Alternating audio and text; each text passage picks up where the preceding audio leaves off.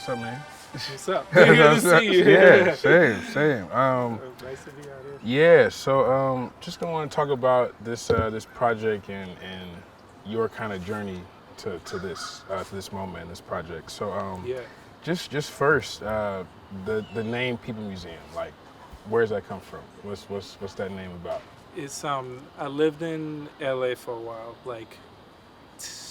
Uh, it felt like a longer time than it was, but it was like 6 months. But I went to.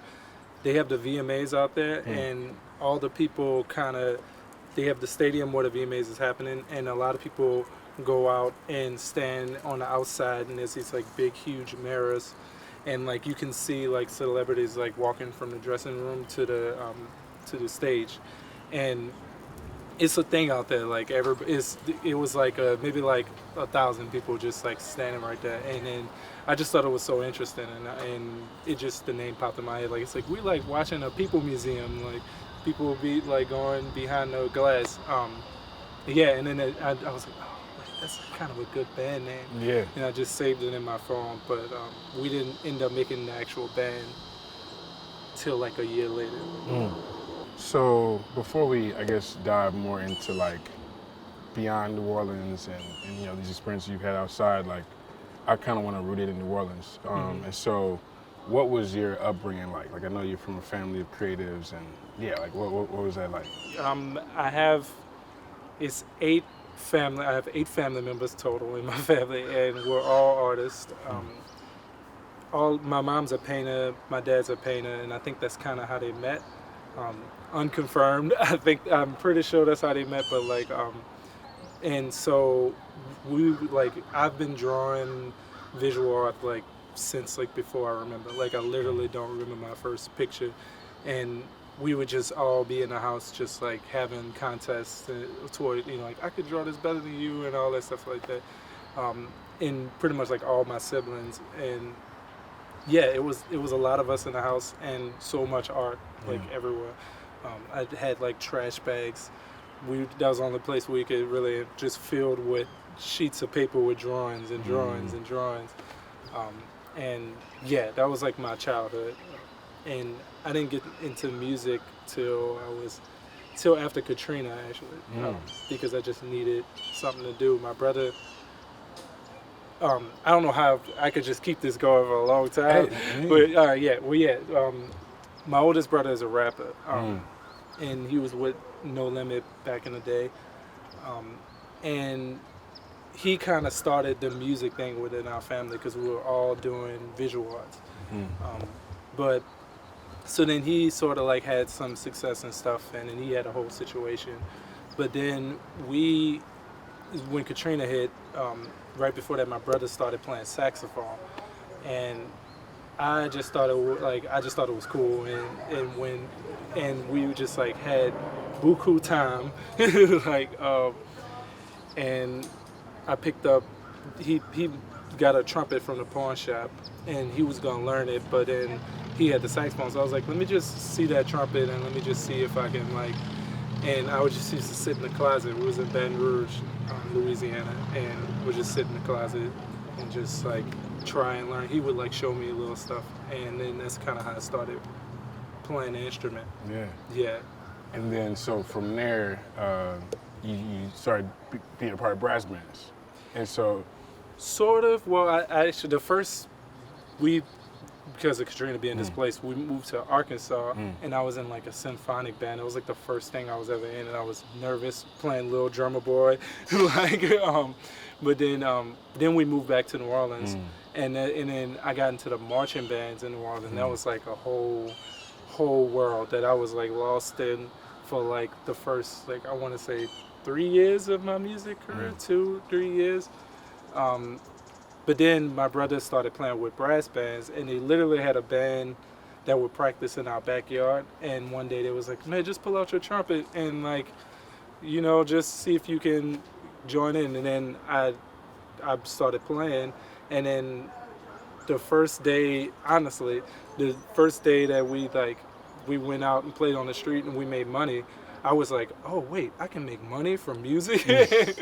And I know it's kind of capitalistic, but like at the time I was like, I'm like 16, and Yeah, I'm like, yeah, oh man, I can make money from music, cool. yeah. And so then that's when I kind of got into the brass bands, Mm, and yeah, and I did that for like years. yeah. And so, like, how do you feel like kind of growing up in that culture, kind of like of jazz and improvisation, like has influenced like what you're doing now? I would say is the spirit of it, and like also just the playing all the things. Brass bands, there's just like a sort of like an infinite. What's the word I'm looking for? Infinite route. Like everybody wants a brass band. It's an easy thing to have. It's an easy thing to hire. It's kind of cheap, and it's like. So we would just play all the time, and so then I just like was able to practice so much. I didn't really have to like practice that much at home because we would just be playing every single day. And then also like just the spirit of like you're not the most important person right now. Like I feel like with a lot of bands, like it's like about being the most important person. Non-brass bands, but in brass band, the culture and the second lines and stuff, it's like everybody is sort of, it's like a communal sort of vibe. Like the dancers are just as important as the musicians, and the people cooking on the side, and people selling drinks, and like all the characters that go along with that. I think that's like the a big influence on me. Yeah. And so before you also reference your mom, Mhm. Sheila Phipps, shouts out to her. Yeah. And really being, the person really of how I feel like we first really initially met. Yeah. And so, I had asked her to be a part of this event that I was doing around, justice, and, she's a painter who was doing a series of portraits around, your brother and other incarcerated black men. And so, Yeah. what influence has that had on you just being, particularly having a mother who's a creative and who I assume encouraged that creativity and exploration with you? It's pretty much. I don't know if I would be a musician or like have any relationship toward art if it wasn't for her, because my dad kind of like got a regular job and started, and he was kind of like the breadwinner, I guess you could. But my mom has been like pursuing art, and so like art was always like as a career was always like oh yeah, be an artist, like do that. And so when I would be out at clubs late at night, she would always be like cool with it when I was like 17, but she's like, oh, he's playing music, yes. um, and then just like seeing her career like is like super inspiring and stuff, and and I think I answered the question. No, totally. So, like, kind of also with that, like, what do you feel like your New Orleans nativity means or does for you? In a way, it's kind of like it's kind of like like an unfair advantage sometimes, like because you are just like immersed as far as being an artist, because you are just immersed in art and music all the time. So like you just like it. I don't know, when I go out to places, I feel like you have to like sort of pursue music. You have to, but out here, music just happens to you. Like everybody, my uncle played this. My cousin is and this person's a painter. This person's a photographer, and I feel like that's like such a beautiful thing. Yeah. And so I think before we've also talked about like, with People Museum, y'all have, this New Orleans kind of like foundation and the sound, but then it's like so much beyond. And so like, when do you feel like you started kind of exploring these different sounds beyond just New Orleans? And like, I guess who are some of those maybe artists who influenced that kind of exploration and sound? It's a good question. I was thinking about this actually, like just like not too long ago, and it's funny. I might have to say that like I have a brother. His name is Joshua. He plays saxophone.